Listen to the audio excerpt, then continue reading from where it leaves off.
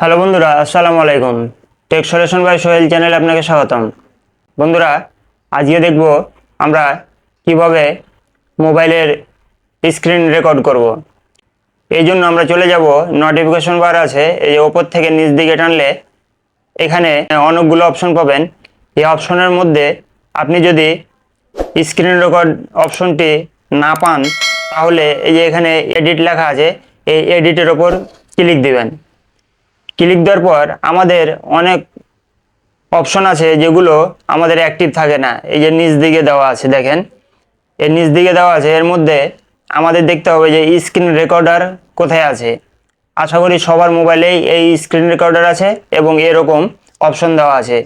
আমাদের এখানে দেখেন যে স্ক্রিন রেকর্ডার ওপর ক্লিক দিয়ে ওপর দিকে আমরা এনে ছেড়ে দিলাম। ছেড়ে দেওয়ার পর এই যে ডান লেখা আছে, এই ডানের ওপর ক্লিক করে দিলাম। ক্লিক করার পর আমরা এবার খুঁজবো যে আমাদের স্ক্রিন রেকর্ডটা আসলে এসছে নাকি। রেকর্ডার চলে এসছে। এবার এর উপরে চাপ দিয়ে ধরবো। চাপ দিয়ে ধরলে আমাদের কাছে এরকম ইন্টারফেস আসবে।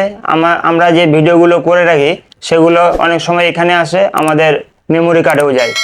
তো এখানে উপরে দেখেন সেটিং আছে, এই সেটিংয়ের ওপর ক্লিক করে দেব। আগে আমাদের স্ক্রিন রেকর্ড করতে গেলে সেটিং করতে হবে। তো এই যে প্রথমে আছে রেজুলেশন। এখানে দেখেন যে 2340x1080 করা আছে, ভিডিও কোয়ালিটি করা আছে। এখানে দেখেন 16 MBPS ওরিয়েন্টেশন করা আছে। দেখেন অটো সাউন্ড সোর্স, এখানে মাইক করে রাখবেন, তাহলে আপনার যে সাউন্ডটা হবে সেটি রেকর্ড হবে এবং মোবাইলে যে সাউন্ডটা আছে সেটি একসাথেই কাজ করবে। তারপর যে ফিক্সড ফ্রেম রেট, এটাই অন করে দেবেন। ফ্রেম রেট 24 FPS রাখবেন। তারপর এবার কেটে বের হয়ে যাবেন।